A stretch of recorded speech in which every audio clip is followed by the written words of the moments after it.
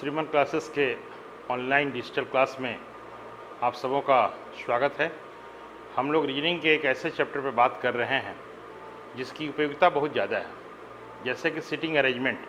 Sitting arrangement एक ऐसा chapter है जिसमें स्टूडेंट्स को छोटी छोटी चीज़ों में अक्सर कन्फ्यूजन रहता है।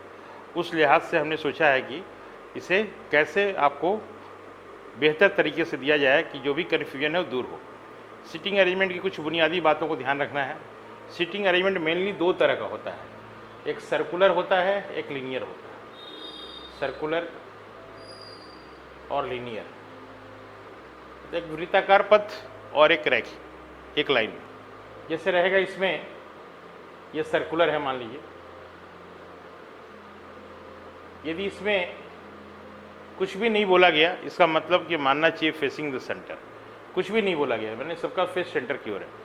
और यदि हम लोग इसको लिखते हैं ऐसे, तो पहले ये भी देखना चाहिए हम लोग को कि ये जो लिख रहे हैं हम लोग क्लॉकवाइज लिख रहे हैं या एंटी क्लॉकवाइज। जैसा कि आप जानते हैं ये होता है क्लॉकवाइज, तो ये जो लिख रहे हैं हम लोग क्लॉकवाइज लिख रहे हैं, ये क्लॉकवाइज अरेंजमेंट है, घड़ी के सुई की दिशा में है। जब भी 8 व्यक्ति लोग रहेंगे, देखिए यहाँ पे 8 व्यक्ति है से लेके इस तक, तो ये 8 व्यक्ति में ध्यान रखना चाहिए ए और ई आमने सामने है ना, तो ए के first left, second left, third, fourth, यानी ए का इधर ए लेफ्ट हो जाएगा और ए का इधर ए राइट हो जाएगा। अब यदि रहेगा फोर्थ टू द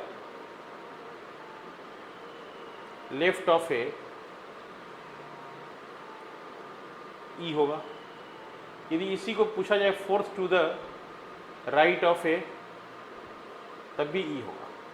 मतलब जब भी इस तरह का रहेगा तो ये हो जाता है facing each other, facing each other, मतलब एक दूसरे के आमने सामने। फोर्थ राइट या लेफ्ट, जब भी 8 व्यक्ति लोग होंगे तो आमने सामने ये स्थिति रहती है।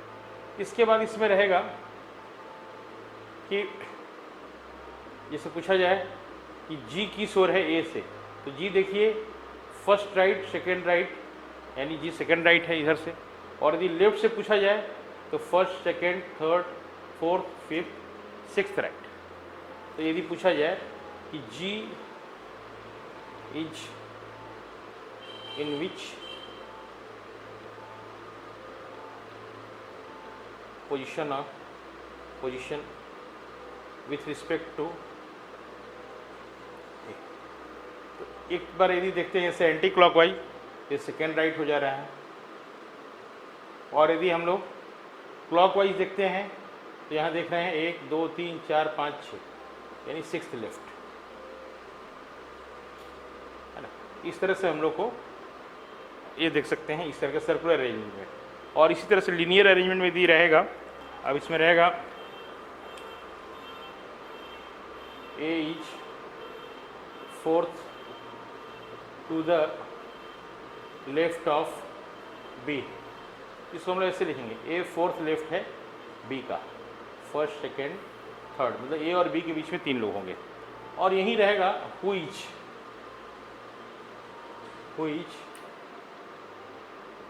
Fourth to the left of C.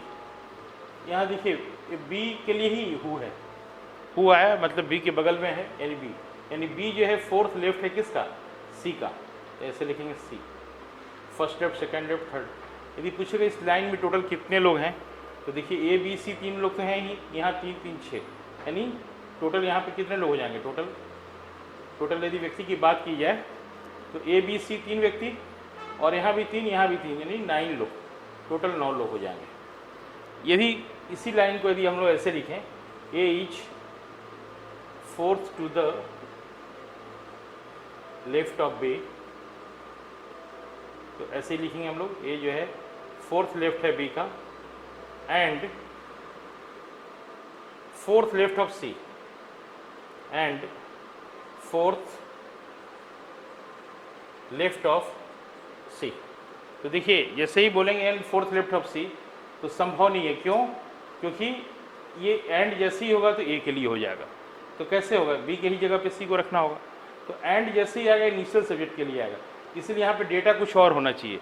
Fourth की जगह मान लीजिए आप लिखते हैं सेवेंथ लेफ्ट ऑफ सी, तो सी का सेवेंथ लेफ्ट एंड जो होगा इनिशियल सब्जेक्ट ए के लिए हो जाएगा, और यहाँ पे क्या हो जाएगा, सी का 7th लेफ्ट हो जाएगा। तो यहाँ पे पहले से ही 4 लोग हैं, 5 6, यानी देखिए 1 2 3 4 5 6 7, 7th लेफ्ट हो गया ये। यहाँ पे हम आपको क्लियर करना चाह रहे थे हु और एंड का अंतर। एंड जब रहेगा तो सब्जेक्ट इनिशियल हो जाएगा, हु जब होगा तो इमीडिएट के लिए होगा। एंड और हु का यहाँ पे अंतर हम बताना चाह रहे थे, जो कि अक्सर स्टूडेंट को कन्फ्यूजन क्रिएट करता है। उम्मीद है आपको समझ में आया होगा। सीटिंग अरेंजमेंट में मुख्यतः लेफ्ट राइट को विशेष ध्यान दिया जाता है। जैसे रहेगा मान लीजिए ए बी सी, तो ये जैसे देखिए बी के लेफ्ट में तो ए हो गया और बी के राइट में सी, ये सब कोई जानते हैं, कुछ बोला नहीं, यानी ये फेसिंग नॉर्थ हो गया है। फेसिंग नॉर्थ पे ही ऐसा कंडीशन है, यदि मेंशन करे तब भी, नहीं भी मेंशन करे तब भी। यही रहेगा फेसिंग साउथ।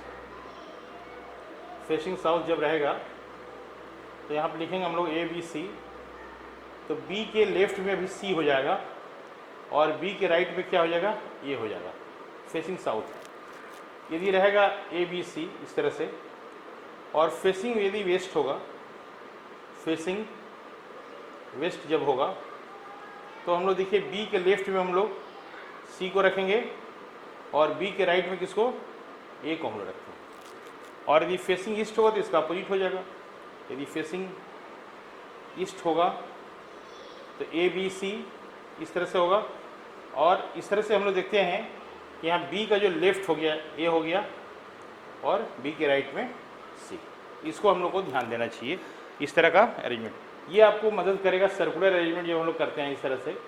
और फेस कुछ लोग का सेंटर की ओर, कुछ लोग का बाहर की ओर जब रहेगा, जैसे मान लीजिए हम लोग लिखते हैं ऐसे एंटी क्लॉकवाइज में A B C D E F G H.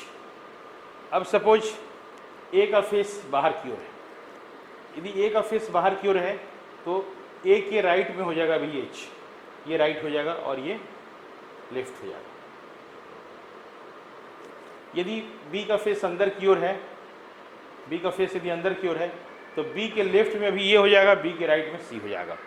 इस तरह से ये निर्भर करता है कि किसका फेस किस साइड है। अब मान लीजिए ई है, ई का फेस यदि बाहर की ओर होगा तो ई के लेफ्ट में हो जाएगा एफ और ई के राइट में हो जाएगा डी। लेकिन ये ध्यान रखिएगा ई का फेस बाहर की ओर है। यदि यहाँ पे हम लोग लिखते हैं डी का फेस यदि अंदर की ओर है, यदि अंदर की ओर होगा तो डी के लेफ्ट में हो जाएगा सी और डी के राइट में हो जाएगा। तो ये डिपेंड करता है फेस किस साइड है। उम्मीद है आपको ये क्लियर होगा, क्योंकि लेफ्ट राइट अक्सर कन्फ्यूजन क्रिएट करता है इसमें सीटिंग अरेंजमेंट में। ये यदि क्लियर रहेगा तो आपके लिए सुविधा होगा।